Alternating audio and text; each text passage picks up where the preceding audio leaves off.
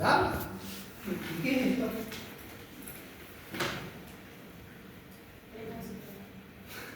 Es la vena suprahepática. ¿Qué parece?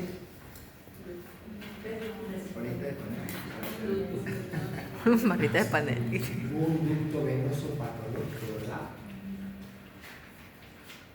Este es el ducto y estas son las venas suprahepática. ¿Ok? Entonces, del ducto a la suprahepática, ¿cuánto hay de distancia? ¿Qué pasa si en vez de medir este, mido esta?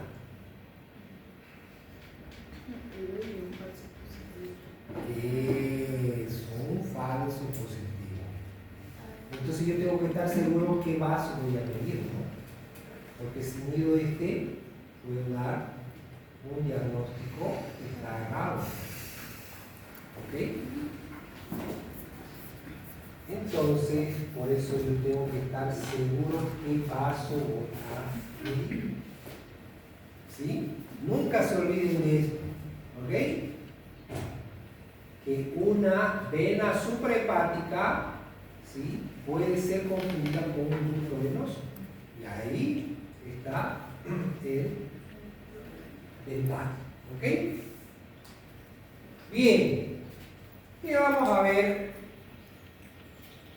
en lo que es el Doppler obstétrico. Vamos a ver la fisiología de los vasos, la fisiopatología, la patología como tal y la técnica ecográfica. ¿Qué vasos vamos a estudiar? Las arterias umbilicales, las arterias uterinas, la arteria umbilical, arteria cerebral media, el istmo aórtico, el ducto venoso, y vamos a predecir si ese feto está o no está con anemia. ¿Ok? Entre los conceptos generales que vamos a tener habíamos dicho, primero, debo elegir el transductor adecuado, dependiendo del estudio que voy a realizar. ¿Ok? Tengo que verificar cómo es el hábito del paciente. No será lo mismo que tenga una paciente que tenga 50 kilos y esté embarazada que tenga una paciente que tenga 120 kilos y esté embarazada. ¿No? ¿Sí? Que tenga 3 cesáreas. ¿Sí? Que haya tenido 3 hijos macrosómicos. ¿No? Entonces es muy distinto, ¿sí? Y esto, como yo estoy acostumbrado a hacer los estudios de una manera más práctica, más fácil. ¿Ok? ¿Cómo yo voy a estudiar a la paciente? ¿Cuál es mi técnica adecuada? Por ejemplo, hay algunos que están más familiarizados con una ecografía transvaginal para hacer uterinas y otros lo hacen por vía pélvica. Mucho depende del operante. ¿Sí? ¿Qué nos dice el concepto? Usted tiene que hacer su estudio con el que más práctica tenga. Si a usted le salen mejor las cosas por vía transvaginal, hágala por la vía transvaginal. Si a usted le salen las cosas mejor por vía pélvica, haga la vía pélvica. La estructura vascular a estudiar debe estar a la menor distancia posible del transductor. ¿Qué quiere decir eso? Que tengo que optimizar mi dote, tengo que mejorar mi profundidad, tengo que mejorar mi zoom, tengo que mejorar la frecuencia del transductor. ¿Se acuerdan todas las herramientas que habíamos visto en lo que era 2D? Cuando estábamos haciendo 3D, ¿sí? Esas tengo que mejorar. El ángulo de insonación, el ángulo de ataque, el que habíamos visto, que va a ser el ángulo formado entre el eje del vaso y el haz del ultrasonido, que ese se va a llamar ángulo de insonación, debe ser menor de 60 grados. Mucho mejor si está entre 45 y 60, de manera general. ¿Ok? la capacidad de procesar, ¿recuerdan del término que habíamos utilizado hace rato? Triplex, ¿sí? La capacidad de procesar es limitada, por eso es aconsejable no estudiar simultáneamente el Doppler color, el espectral y el 2D, que a eso se llama triplex, sino analizarlos por separado. ¿Ok? Esto será posible en vasos individualizables en imágenes en escala de grises, o sea que primero tengo que potenciar sí o sí mi imagen 2D, como la vena porta, pero en otros de menor calibre, como las arterias arcuatas renales, que se definen mejor al aplicar el Doppler color. A veces un vaso no necesita del color. Por ejemplo, ¿cuál? La aorta. ¿La aorta es difícil de encontrarla? No, está ahí, es un vaso recto, sabemos que está a la izquierda, es más circular, tiene una muscular, ¿no? Es más resistente, poco compresible, entonces tiene características. Pero ya ven, yo le diré, diferenciame entre una arcuata y una segmentaria renal. Más complicado, ¿no? Entonces ahí sí voy a necesitar utilizar el Doppler color para diferenciar, ¿no? Entonces, de eso se trata.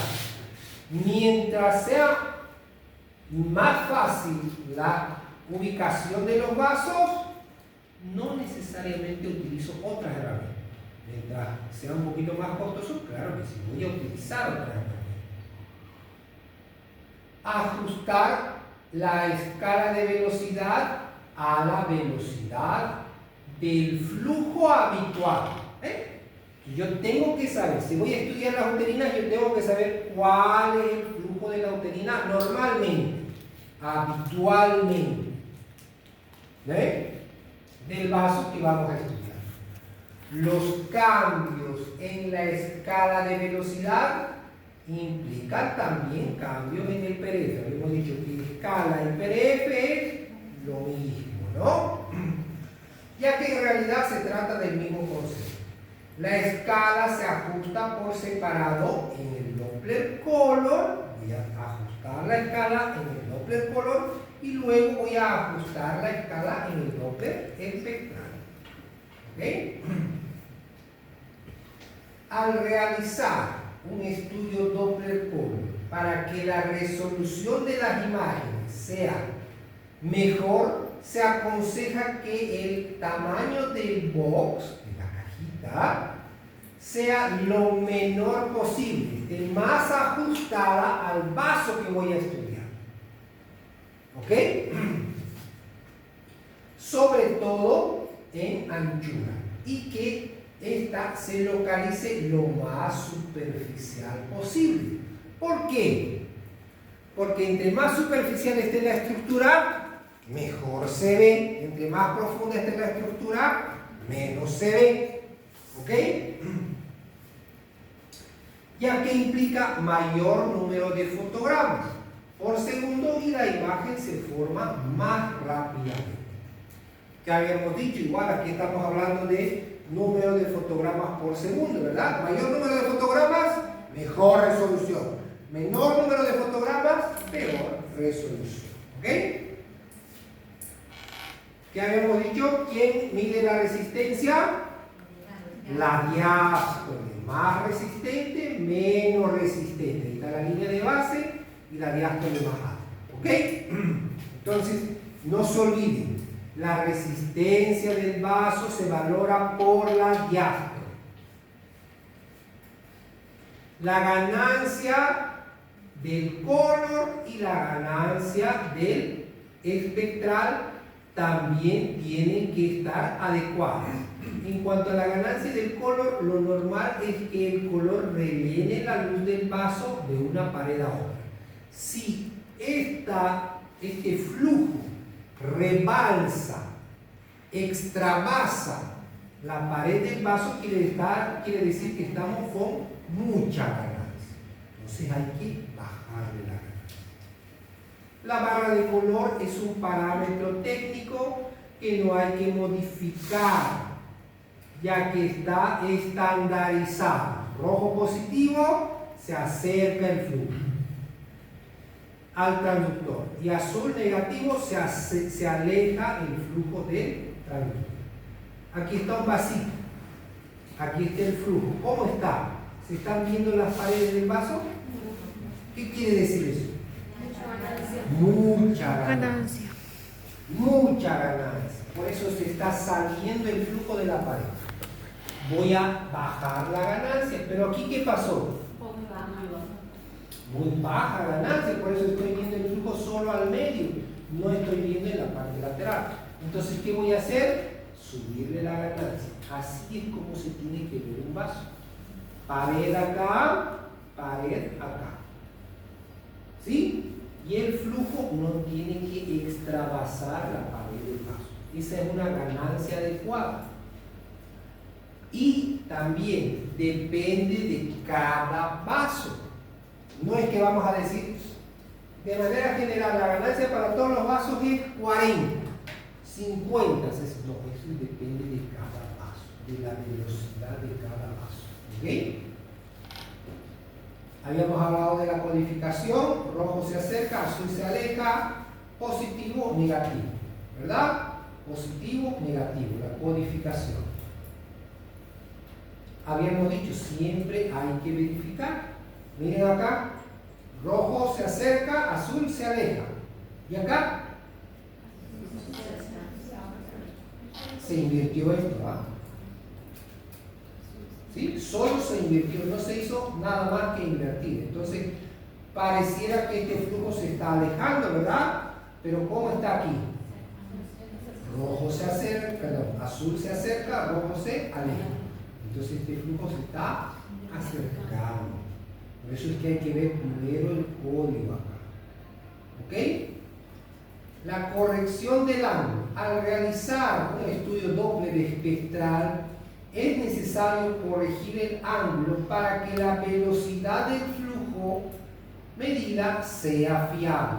Entonces, el Doppler es un estudio ángulo dependiente. Pregunta de examen. ¿Ok? El Doppler, el estudio Doppler, es dependiente de ángulo. ¿Falso o verdadero?